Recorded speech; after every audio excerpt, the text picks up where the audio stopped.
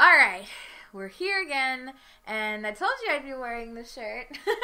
It fits, and it's very comfortable, very soft, and yeah, so to get into the Halloween theme, I'm wearing my Hocus Pocus shirt, and here we go.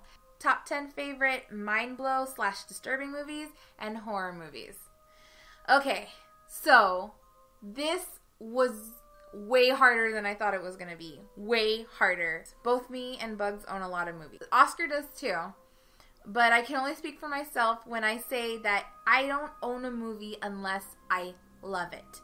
You'll hear me say that a lot. I love that song. I love that movie. I love that show. And I do. I love it.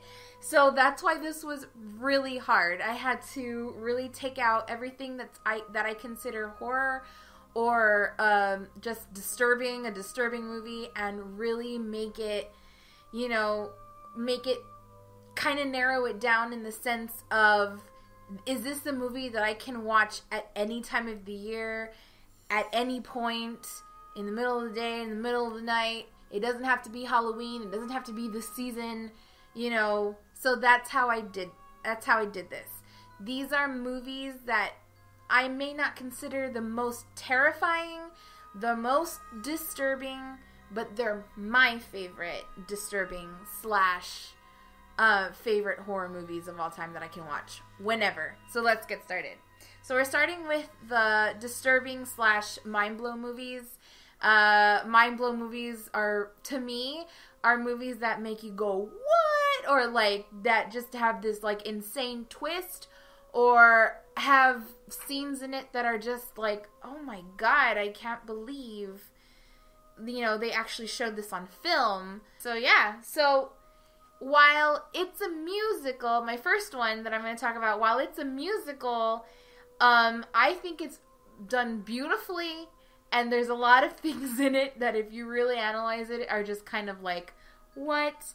And that's Tommy. So Tommy is, if you don't know what Tommy is a musical, and it's to the music of The Who. So The Who, which is an amazing band, one of my favorite rock bands of all time, their album Tommy is basically this movie. I don't want to, when I'm describing these, I don't want to spoil them for you, but even just on the cover of this film, when you're looking at it, all of the different people that are in it, there's Tina Turner, a lot of people make cameos. Jack Nicholson makes a cameo. Tina Turner's the Acid Queen. Elton John is the Pinball Wizard. It's just a great movie, but there's a lot of scenes in here that are just kind of like, what in the world?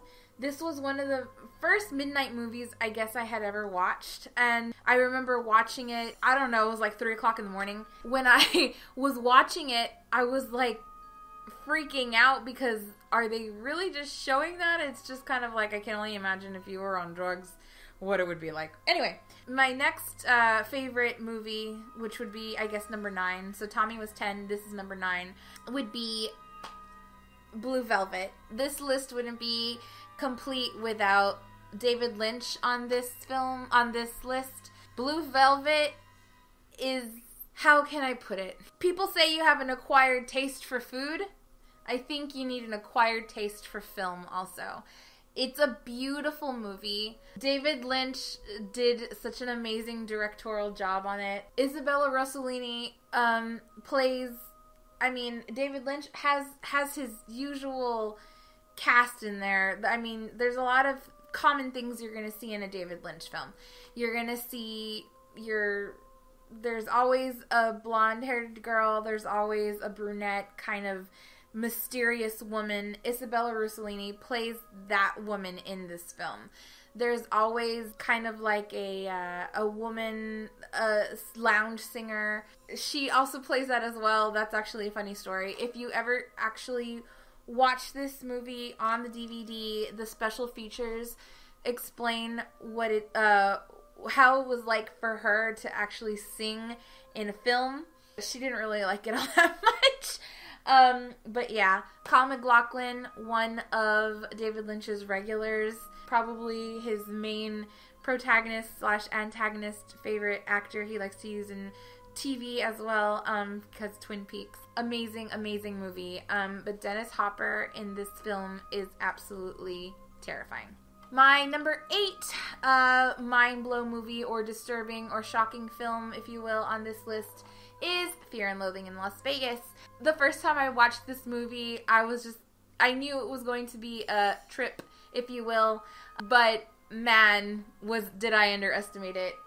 It's Johnny Depp as Hunter S. Thompson in this film he's the reason why this movie is the reason why I love Johnny Depp as an actor. He's amazing in the sense of he's so versatile. He can play basically anything and in any type of setting. But again, without spoiling anything too much, just to get to the point, this movie is an absolute must if you like trippy, weird, colorful, dark films. You need to watch this one. Okay, number 7 on my list is a movie that I watched in high school when it first came out. One of my very good friends brought it to a sleepover party, and we watched it, and I absolutely fell in love with it, is Donnie Darko. I'm pretty sure that Oscar and Bugs will talk about this movie also. Man, this movie's just, it's freaking amazing. Jake Gyllenhaal's acting in it is impeccable. Everybody's is. I can't say that anyone's isn't, but I love it oh so much. Number 6 on my list is actually a movie that I didn't watch right away when it came out. It was a movie that I watched later on because someone I used to know was obsessed with it. It was one of his favorite films. And I really sat down and watched it, and I was just like, wow, it's an incredible film. And that would be Fight Club. Fight Club, it is probably the epitome of a mind-blow movie. Another movie that I wanted to kind of mention that I don't own because Bugs actually showed it to me, but I wanted to kind of put it on this list. I wanted to at least mention how much I love Vanilla Sky. While it's not a movie that I consider an amazing film of all time or anything like that, I was really surprised about how I felt when I watched it. I didn't think that I could be surprised too much anymore. I feel like there's a lot of things that I'm desensitized about. Watching a lot of different types of horror films and disturbing stuff, I feel like nothing shocks me really. But I when Bugs first showed me that film, I had a really genuine, oh my god, reaction, and movies like that tend to make it to my top 10 lists, so I wanted to at least mention Vanilla Sky and how much I loved it. The next film on my list is an Oliver Stone film, and it is Natural Born Killers. This movie is crazy. It's just crazy.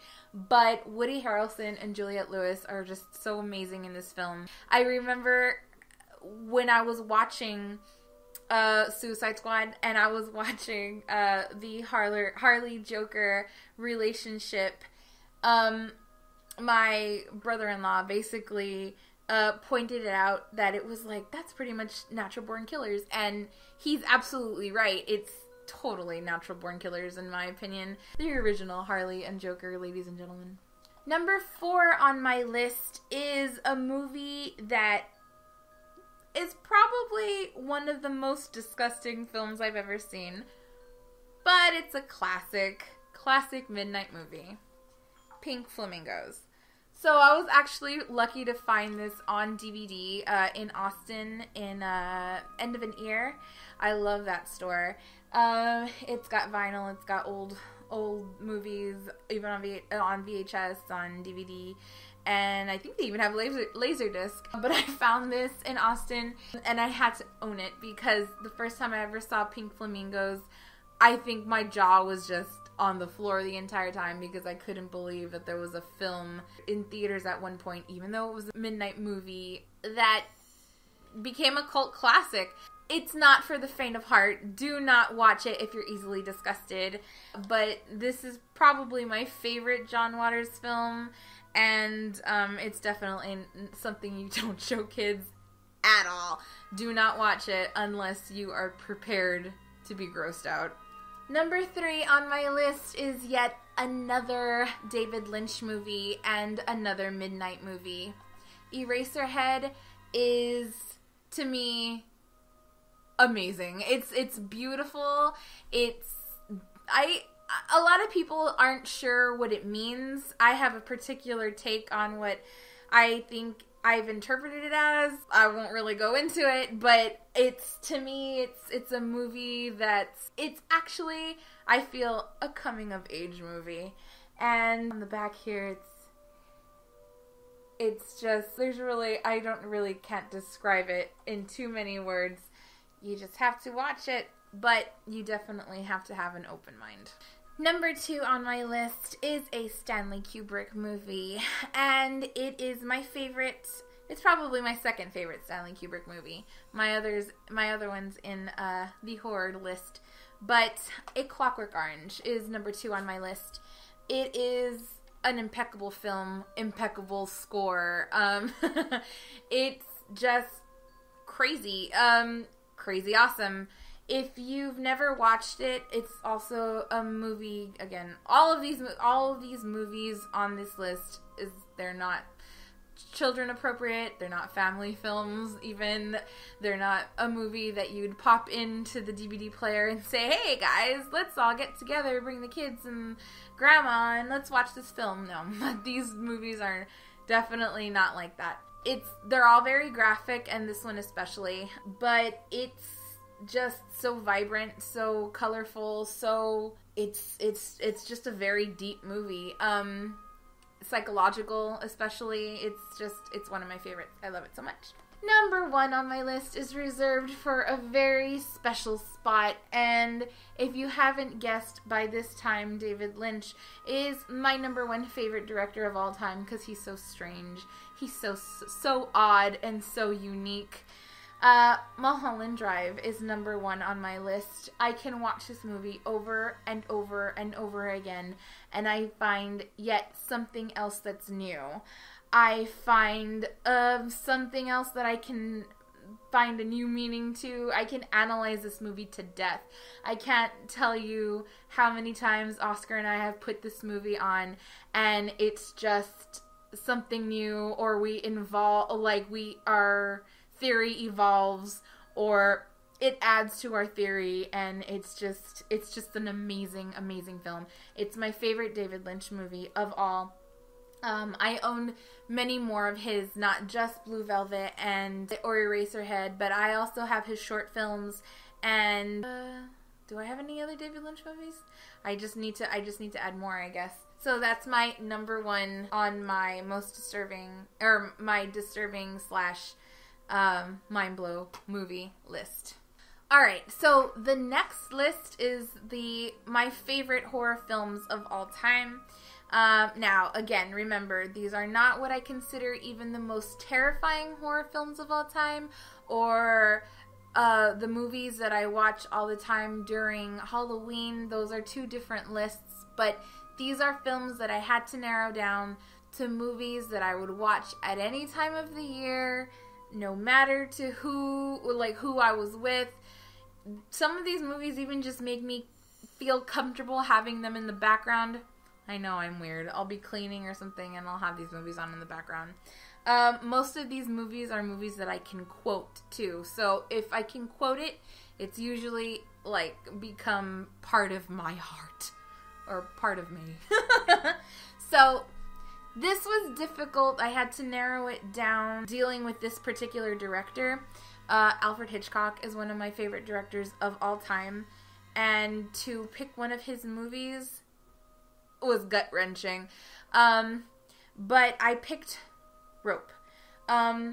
Rope isn't, I guess you could consider it horror, but it's more suspense. I mean, Alfred Hitchcock was the master of suspense. I mean, I think Psycho and The Birds are more terrifying than this movie, but this movie is my favorite. The thing that's so unique and beautiful about this film is that it's filmed like a stage play. Alfred Hitchcock, he's the master of horror, the master of suspense. he's the master for a reason. And you can tell his art in his films because of the staging. I mean, everything had to be absolutely precise. This movie in particular is very unique and special because it has only a total of 12 to 13 edits. And the only reason it has that many edits at all is because that was the time the film reel ended. He tried the best he could to disguise the edits and make it look as fluid as possible, so it's like if you were watching a stage play. But it's a murder mystery, and it's not even so much a murder mystery. It's like a murder suspense. I definitely recommend it. It's amazing. So, number 9 on my horror list is a movie that I don't know anybody who doesn't like this movie. The only reason I consider it horror is because when I used to work at Best Buy, that's really how it was categorized. And it is, there are some elements that are terrifying. To me, it's actually just a good time. But number 9 on my list is The Craft. This movie, again, very quotable, very fun 90s movie. I remember the first time I watched this movie was actually with my parents on TV, and I just fell in love with it the first time I saw it, and it's just become part of my collection ever since, and I can watch it whenever. Number 8 on my list I included because I feel it was the first movie that I had watched in a long time that made me fall in love with horror again. Cabin in the Woods is a movie that I feel started this new era of horror. I felt like, there's a lot of different eras of horror. There's, the classic monster movies, the Hammer films. Then they move on to, there's the science fiction stuff. And then, of course, you got in the 70s and 80s, the slasher films, your Michael Myers, stuff like that. Then you got to, the Scream. And that was probably the last best horror movie in a long time. Because then we kind of got to a lot of the B films and everything was predictable again and whatnot.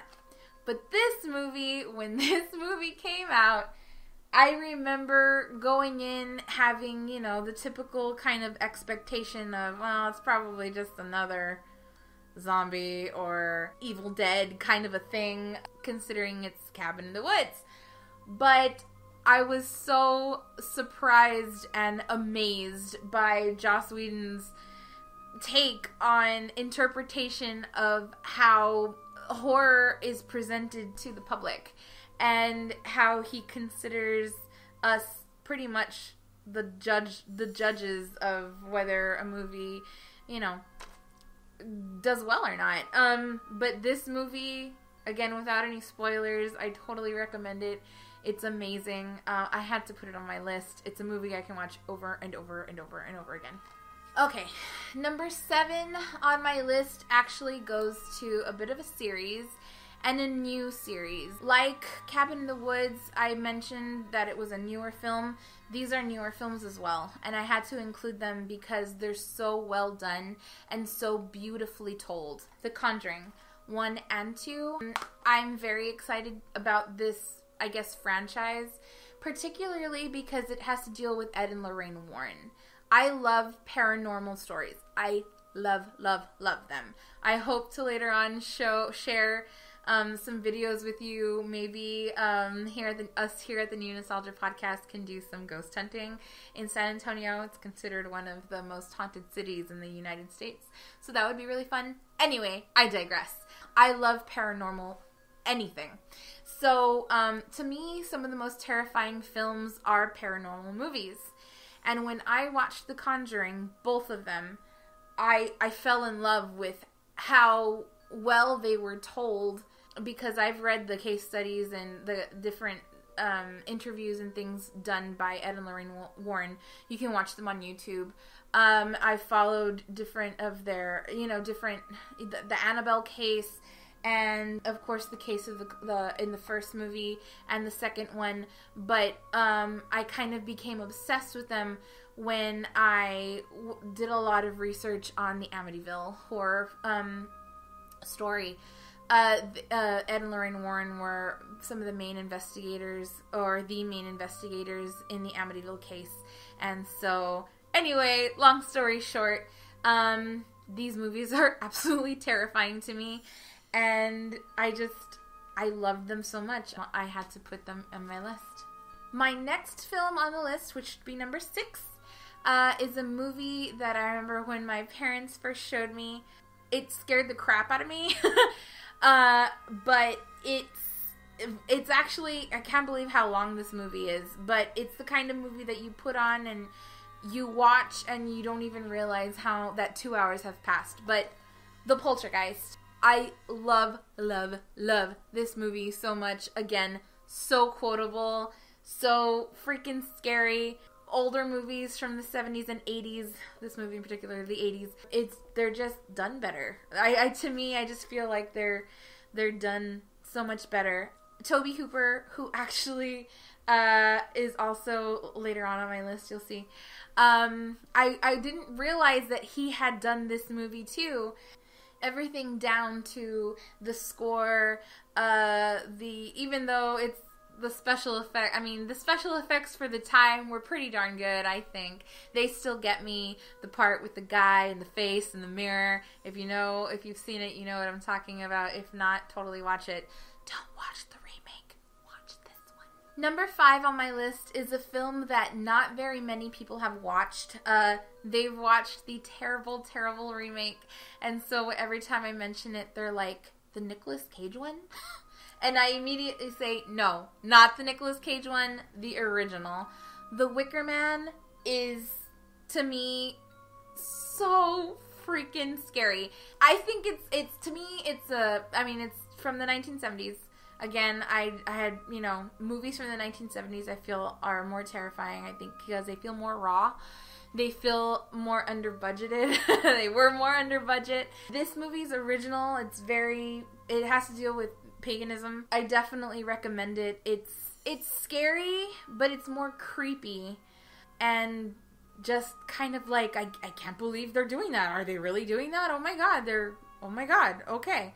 Again, this movie's not for the faint of heart, in the sense of nudity and stuff like that. If you become more interested in this movie too, I actually recommend that you do some research on it. There's a lot of things that are pretty accurate in this film, pagan-wise, I guess.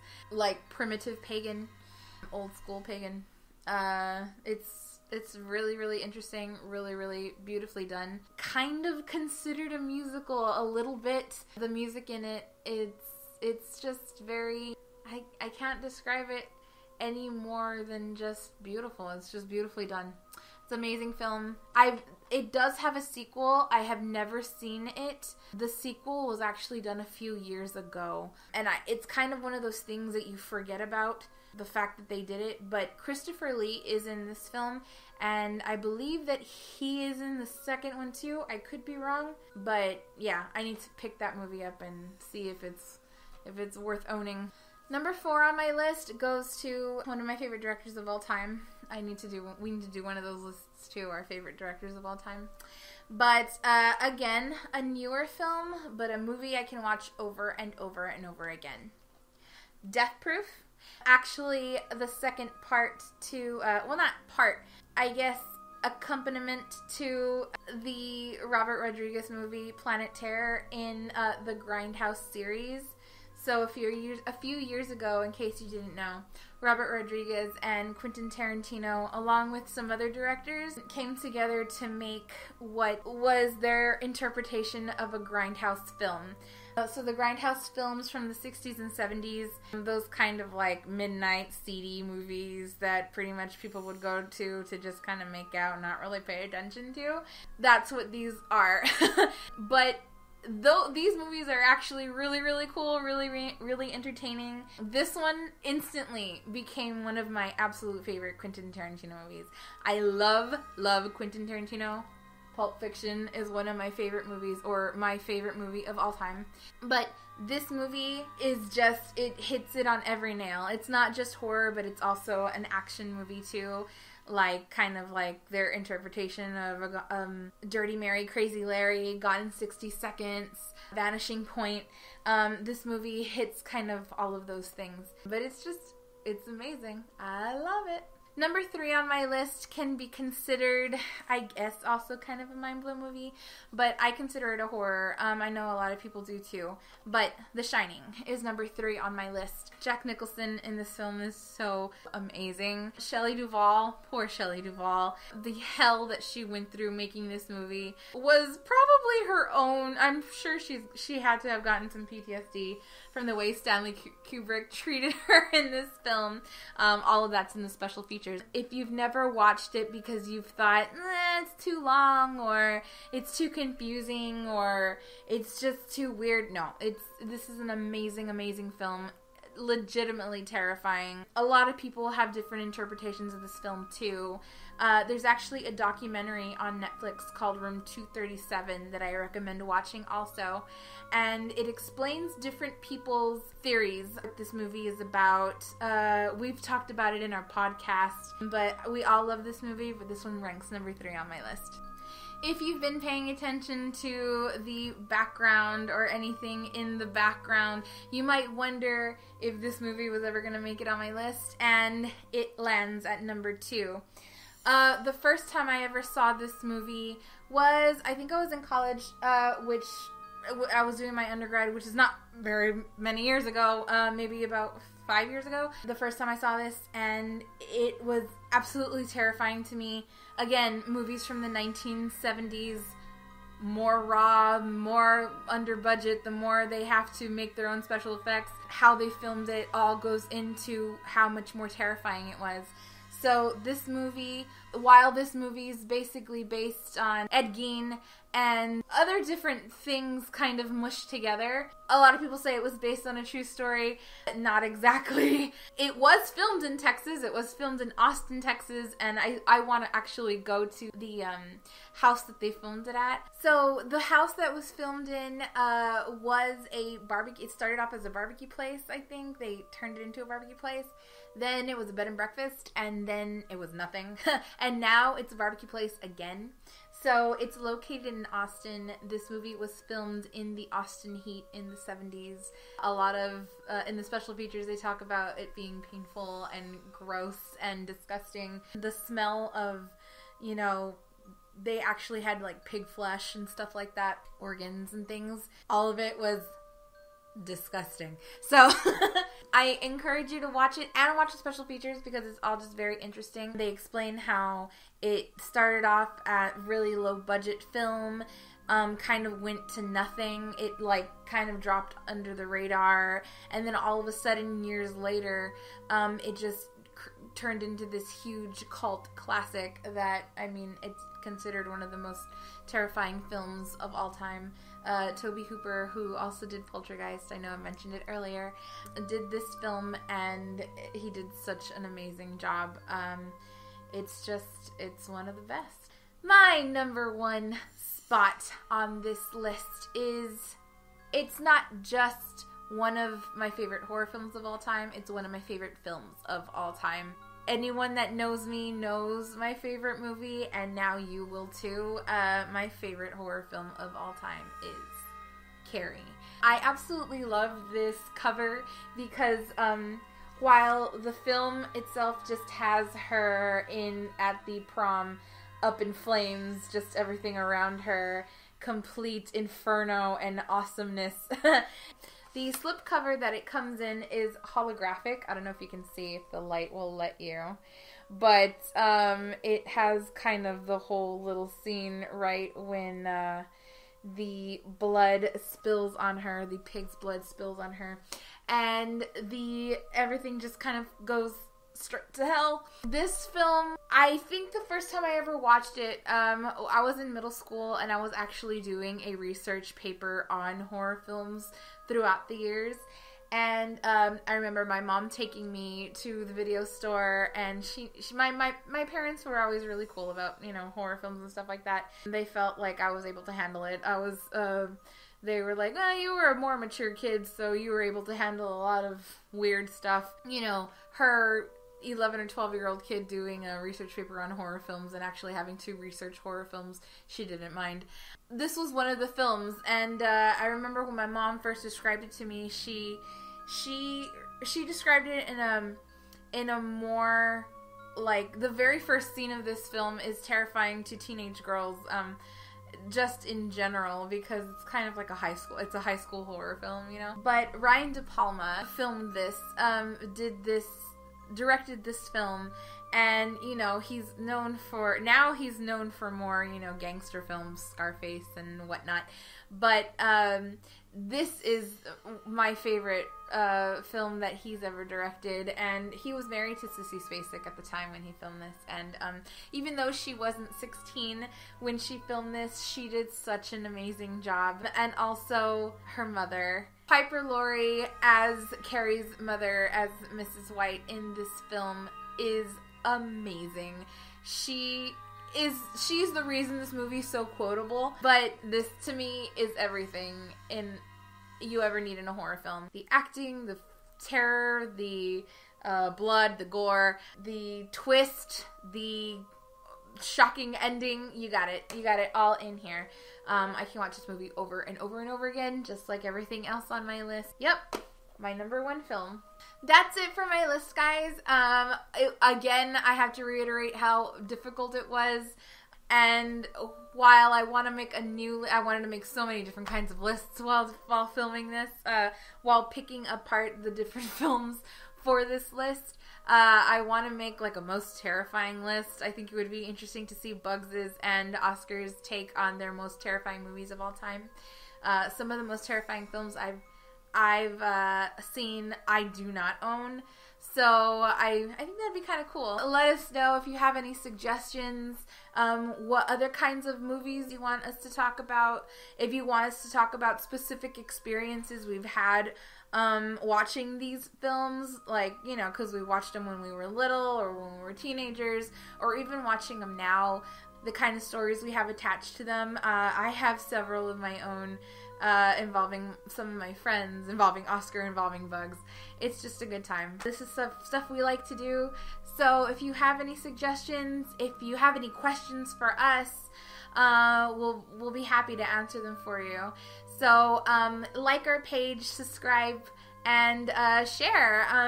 If you can spread the love, if you can spread it around, that would be great. It would help us out a lot. And yeah, we'll be back with some more videos for you guys. So I think Bugs will be next. So we'll